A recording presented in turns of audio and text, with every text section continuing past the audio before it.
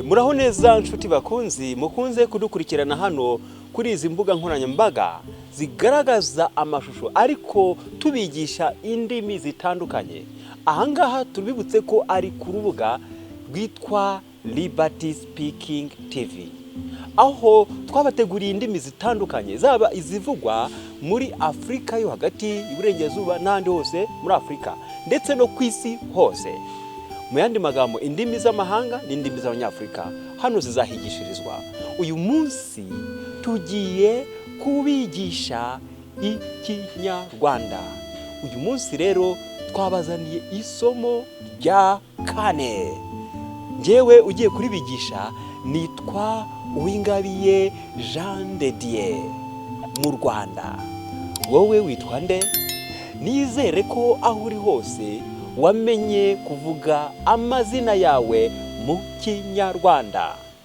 Reka dutangire.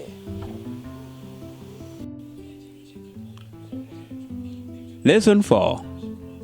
Gushaka amakuru ku bintu bibabaje cyangwa bishimishije.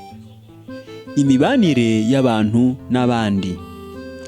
Name and gather information about some happy and unhappy events in a personal relationship. Now, let us look at learning objectives. Tell someone else at least 3 correct names of happy or unhappy events in Kinyarwanda. Kubwira undi muntu amazina nyayo nibura atatu y'iminsi mikuru cyangwa ibyago mu Kinyarwanda.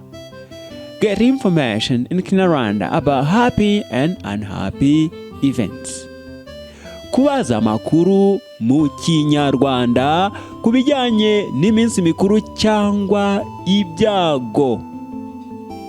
Give information about happy or unhappy events and different ceremonies. Gutanga amakuru ku minsi mikuru cyangwa ibyago n'imihango itandukanye. Now, let us look at motivation. In this dialogue, byagenze bite? Or in English, what happened? Let us look at the scenario. Kubwira is a Rwandan nurse at Kubwira Health Center, and she's Helen's colleague, a Peace Corps volunteer. Kubwira didn't come to work on Monday, and now Helen is asking Kagabo, another Rwandan worker at that center and neighbor of Kubwira, what happened? Waramutse Kagabo? Waramutse Lena? Ese Kubwira ari hehe? Yo, ese ntubizi? Byagenze bite? Kubwira yabyaye, ari mu kiruhuko. Yo, ni byiza. Yabyaye iki? Yabyaye umuhungu. Nuko. Ni yonkwe. Shobora kumuzanira indabo? Byaba byiza mumuzaniye amata. Different corners. Different notes. Here on the left corner, we're gonna look at culture circle. Mu muco nyarwanda, kumenya igitsina cy'umwana umubyeyi yabyaye ni ingenzi kubera ko baha agaciro umwana w'umuhungu kurusha umukobwa. Muri iki gihe bitangiye guhinduka kubera ko uburinganire hagati y'abagabo n'abagore bugenda butezwa imbere mu Rwanda. In Rwandan culture, it is very important to know if the newborn is male or female because they give much more value to a male child than to a female one. Nowadays, things are changing due to the promotion of gender equality. Mu muco nyarwanda, iyo umubyeyi yabyaye baramusura bakamuhemba. Bamushyira ibintu byamufasha n'uruhinja rwe. In Rwandan culture, when a mother gives birth, people visit to give congratulations. They bring practical gifts for her and her newborn. Medical corner. Muri iki gihe abahungu mu Rwanda barashishikarizwa kwisiramuza kuko bibafasha kugira isuku y'igitsina, bikanabarinda indwara ziterwa n'umwanda, kandi bikanabagabanyiriza kuba bakandura indwara zandurira mu mibonano mpuzabitsina. Males are being sensitized about circumcision. Now they know it helps them to avoid illness caused by lack of sexual hygiene and reduce the risks of sexual transmitted diseases. Umubyeyi wabyaye arinda umwana we akamuba hafi kugira ngo abantu batamuroga cyangwa bakamwanduza indwara.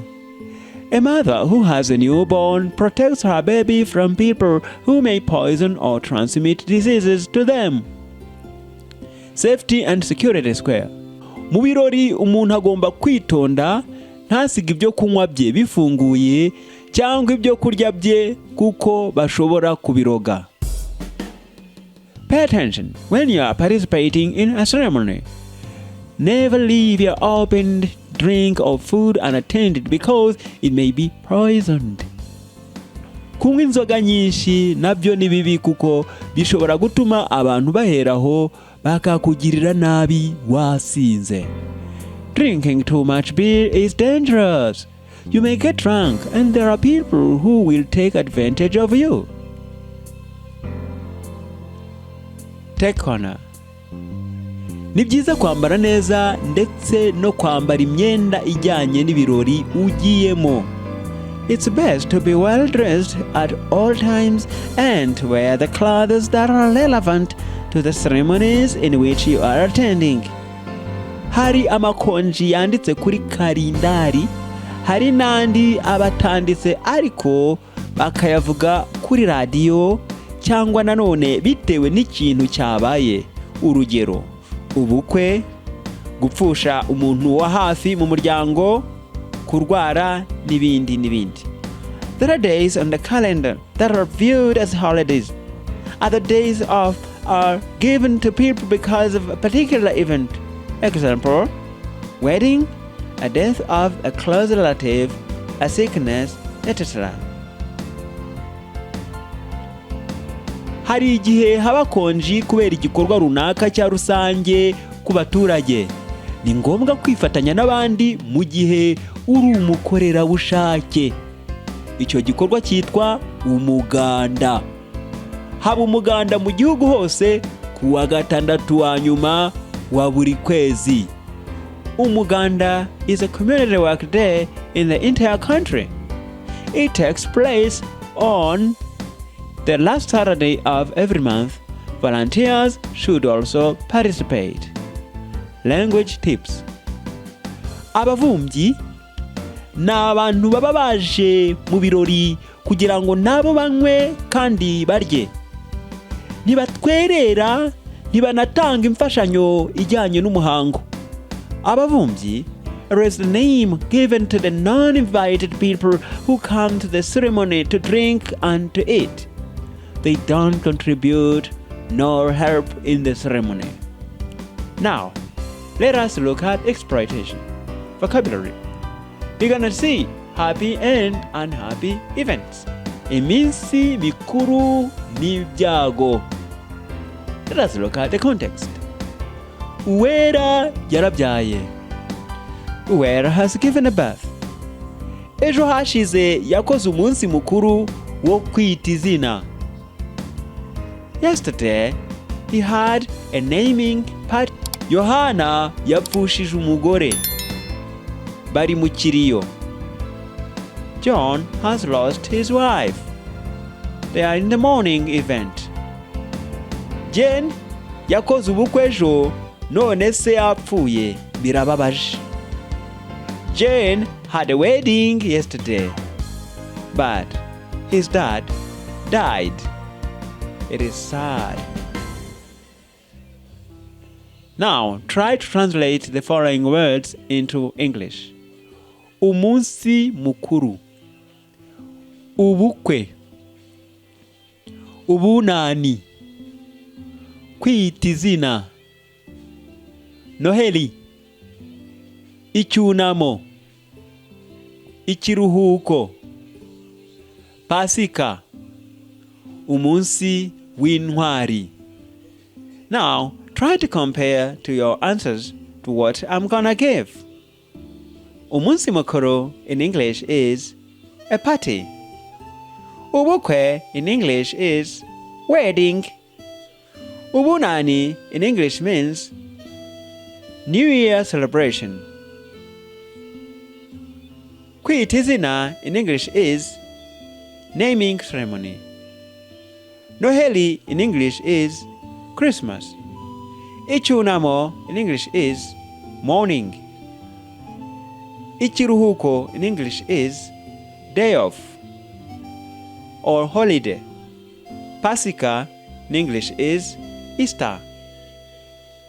Umunsi w'intwari in English is Heroes Day. Now, let us look at expressions related to happy and unhappy events. Yo! Ese nubizi byagenze bite? Habaye iki?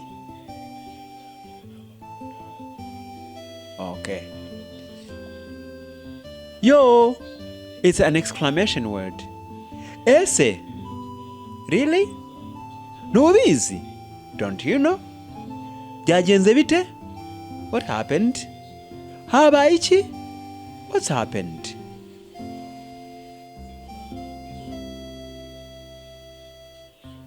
Now let us look at grammar, simple past tense. Impita kera. So those people who know in English tense what we call simple past tense, in Kinyarwanda is what is called impita kera. Kera means long time. Impita means past. So that means long time ago. Let us look at context. Ejo Uwera yarabyaye. Yesterday Uwera gave a birth. Yabyaye umuhungu. She gave a birth to a baby boy. Abantu barishimye. People were happy. Or people rejoiced. Let us look at analysis. Ejo Uwera yarabyaye. Ejo nge narabyaye. Ejo wowe warasetse.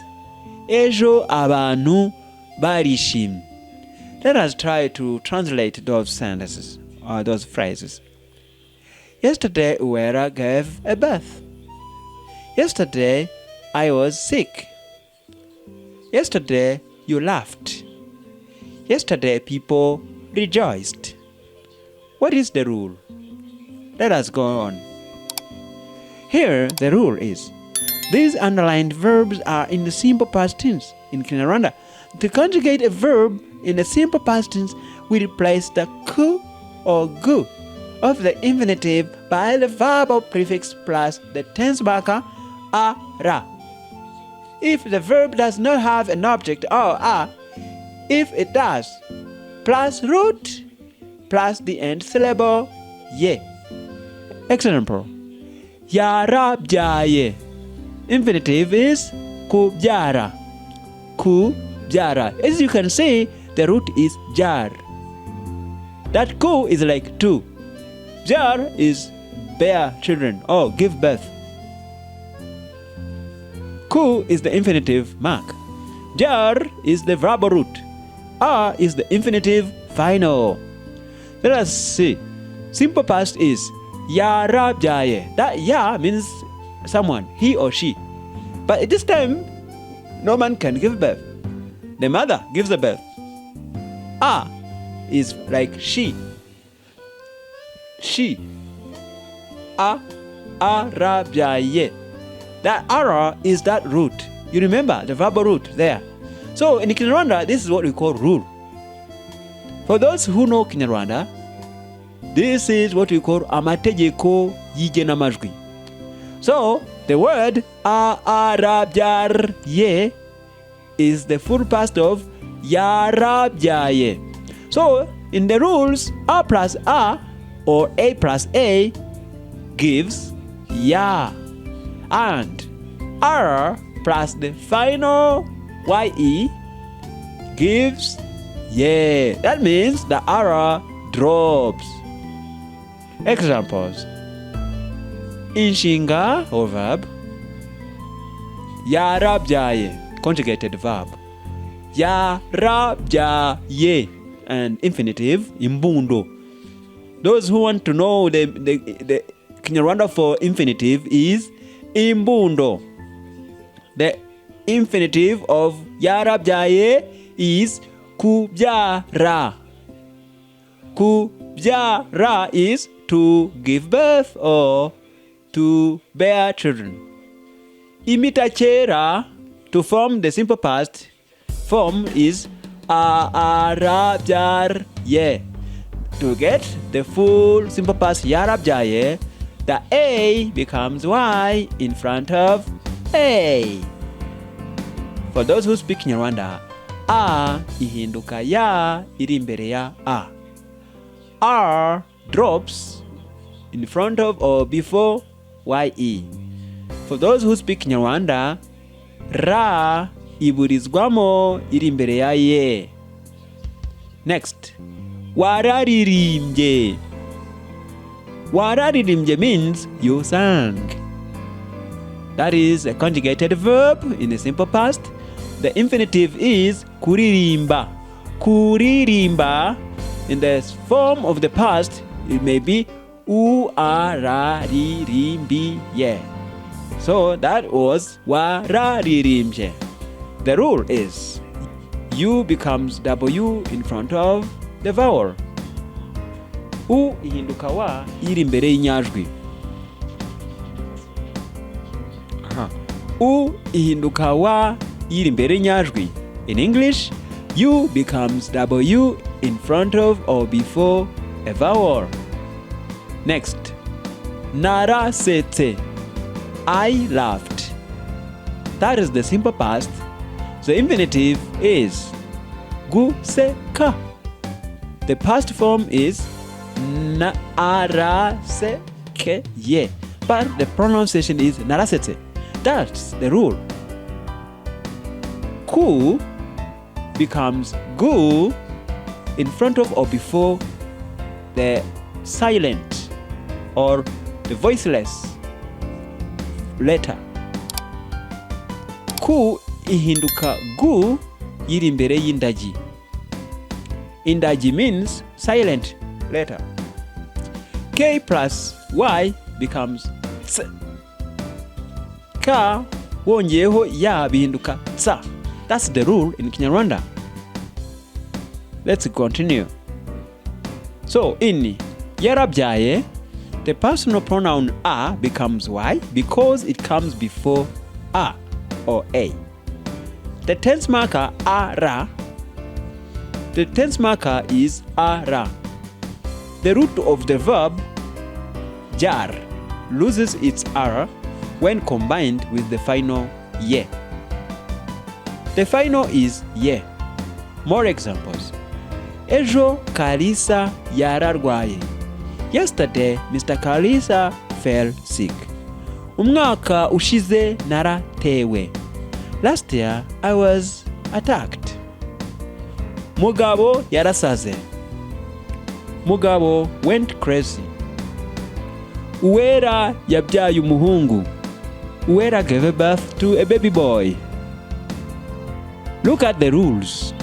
The ending ye of the past makes the following changes. K plus ye equals tse. S plus ye equals she. R plus ye equals ye. T plus ye equals se. R plus ye equals ze. G plus ye equals ze. Examples. Ejo navuze icyongereza. Yesterday I spoke English. As you can see, that ze is from the verb kuvuga. So that is ge plus ye, g plus ye, which becomes ze. Umwaka ushize naguze imodoka. Last year I bought a car. So in this verb naguze, the infinitive was kugura. So to make it ze, you got r plus ye, which becomes ze. Gura is the infinitive, I mean the root. mu cyumweru gishize wariye igitoki mu kabari. Last week you ate banana in the bar. Last week you ate. Wariye, the verb is kurya. So R plus YE equals ye. Ejo John na Mary bakoze ubukwe. Yesterday John and Mary got married or had a wedding.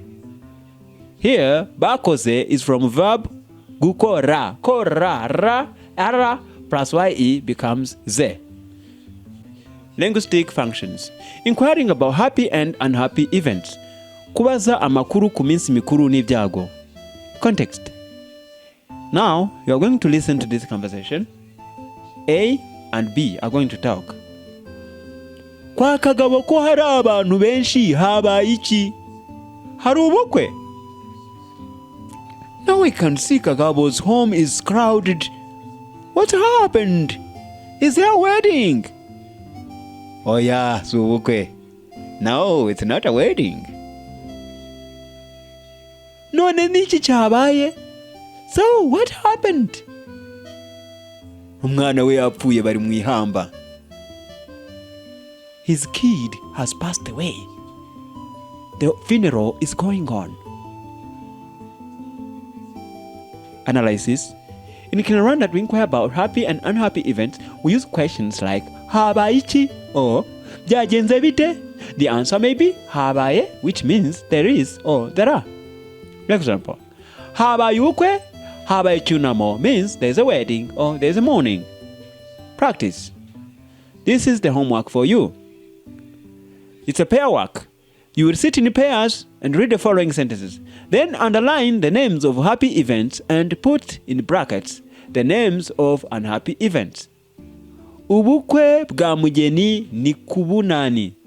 Mugeni is getting married or is having a wedding on the New Year celebration. Kuri Noheri, Gasana yise umwana izina. Gasana named his kid on Christmas Day. Rachel yagiye i Kigali kuri Pasika ishize. Rachel went to Kigali last Easter. Ku munsi w'intwari twanyoye inzoga nyinshi. On the Heroes Day, we drank a lot of beer.